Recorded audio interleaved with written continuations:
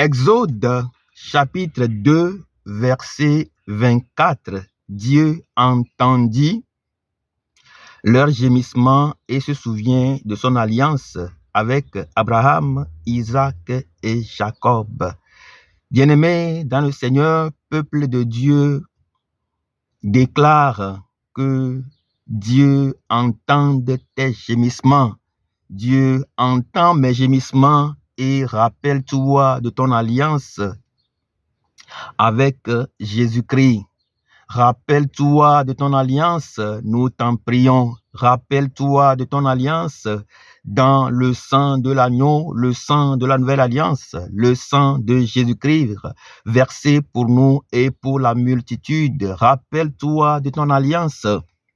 Rappelle-toi du sang de l'agneau, du sang versé. Rappelle-toi des maîtres sûrs de ton Fils Jésus-Christ et entends les gémissements de nos cœurs, entends les gémissements de nos esprits, entends les gémissements de ton peuple.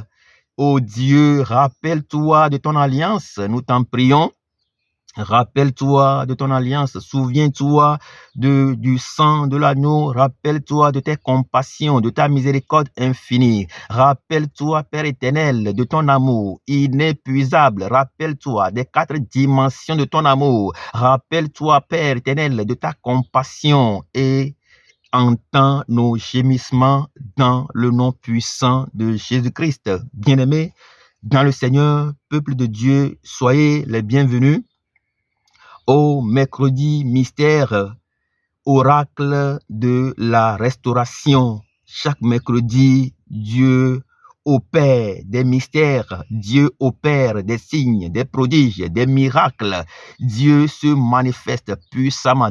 Dieu déploie toute sa force, Dieu déploie sa faveur, Dieu déploie sa grâce, Dieu déploie sa miséricorde et sa bonté dans nos vies, dans nos maisons, dans nos foyers, dans nos quartiers, dans nos villes, dans nos pays. Dieu déploie sa miséricorde infinie dans nos corps. Dieu déploie sa miséricorde infinie pour nous guérir complètement et restaurer notre vie spirituelle, restaurer nos finances, restaurer notre économie, restaurer nos vies de foyer, restaurer nos pas, restaurer nos chemins de vie dans le nom puissant de Jésus-Christ. Bien-aimés dans le Seigneur, peuple de Dieu, la dernière fois, il s'agissait donc de deux anges que Dieu dont je vous ai fait part et par rapport à des expériences que j'ai vécues avec le ministère angélique. Le premier ange était venu et il faisait jaillir de l'eau qui coulait dans son sein. Nous avons prié la dernière fois en demandant, sollicitant la faveur de l'Éternel, la miséricorde de l'Éternel, la bonté de l'Éternel, en sollicitant l'omnipotence, l'omniprésence et l'omniscience de l'Éternel pour déboucher tous les canaux de notre vie et libérer notre être dans le nom puissant de Jésus-Christ. Aujourd'hui, je m'en vais donc partager le fruit de la réflexion, de la méditation que j'ai faite par rapport à la visitation de ces anges-là.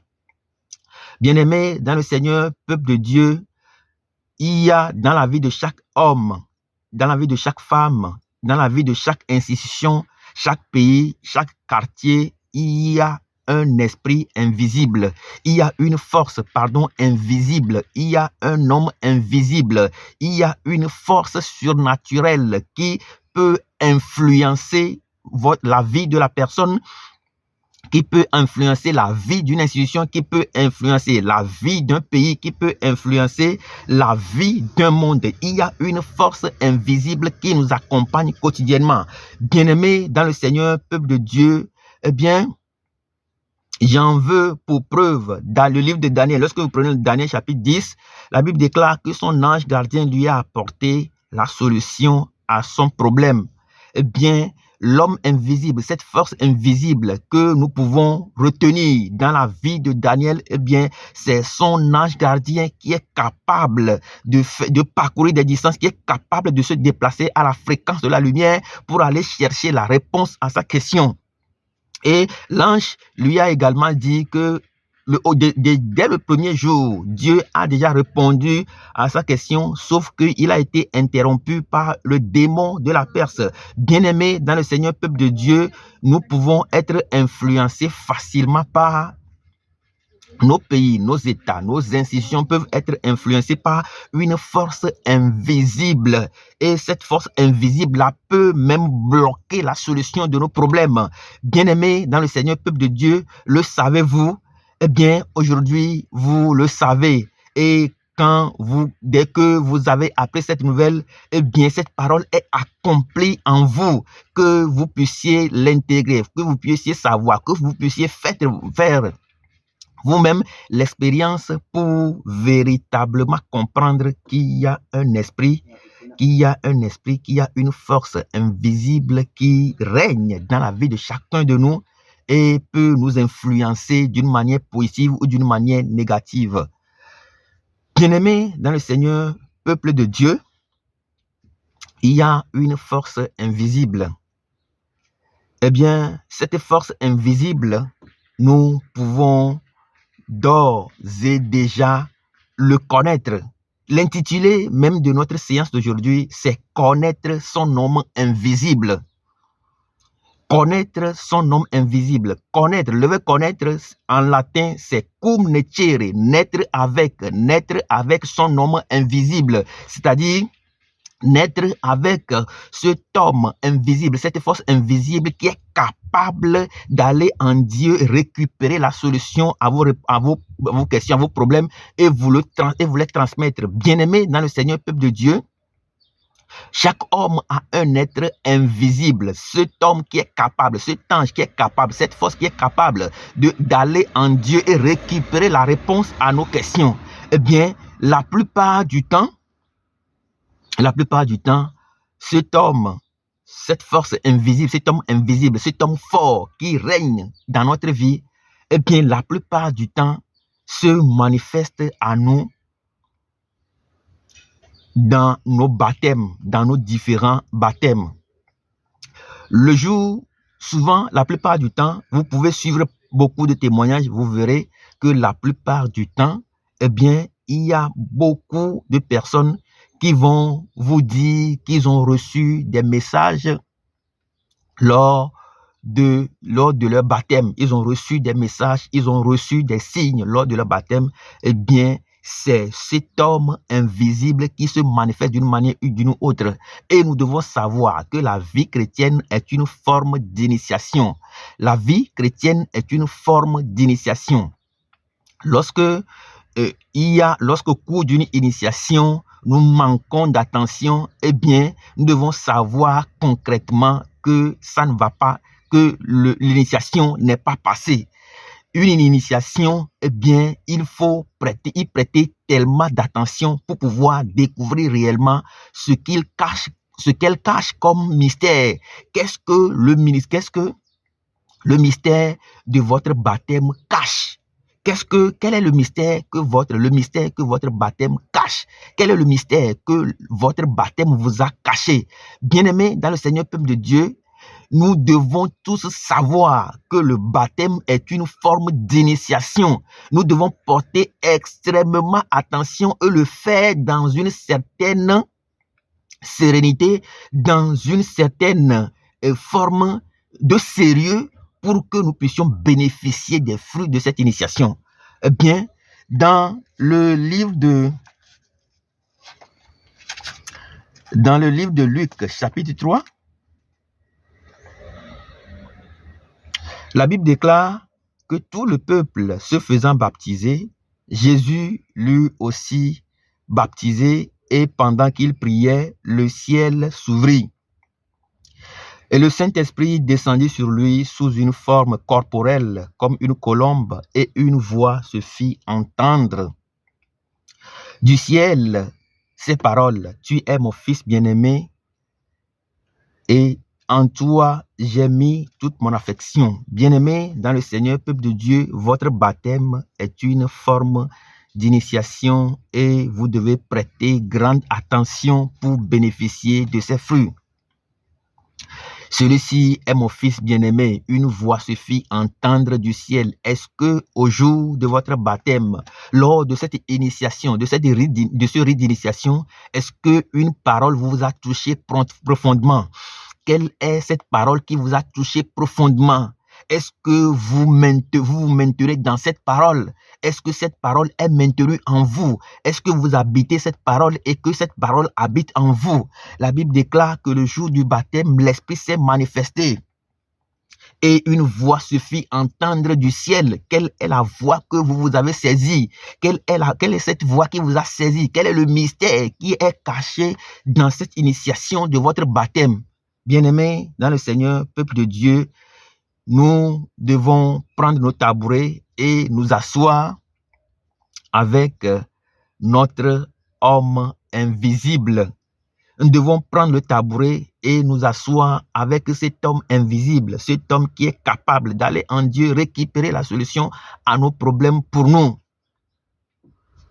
Si nous ne pouvons pas ou nous ne savons pas le faire, eh bien, il faudrait simplement demander à l'Esprit Saint, celui qui était descendu sur Jésus après que la parole ait pu donner, celui-ci est mon fils, écoutez-le.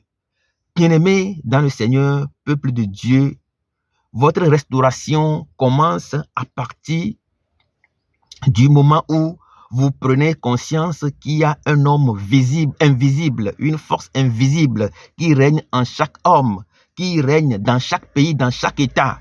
Lorsque vous prenez, il y a un grand chercheur qu'on appelle Montesquieu, qui a écrit un ouvrage qu'on appelle De l'esprit des lois.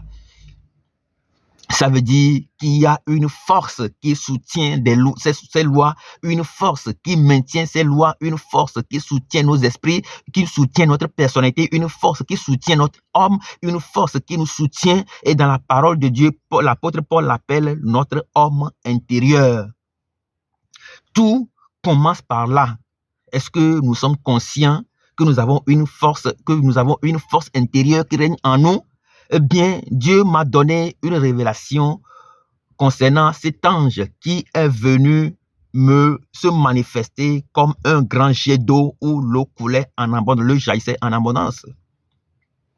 Comme je lui ai demandé de répondre à mon appel, de répondre à ma question de savoir pourquoi cet ange-là, il l'a ramené d'une manière ou d'une autre et m'a donné la grâce de dédoublement pour me faire comprendre qu'effectivement, il y a un homme qui règne dans ma vie, une force invisible qui règne dans notre vie. Et cette force invisible-là vient nous rencontrer particulièrement le jour de nos baptêmes.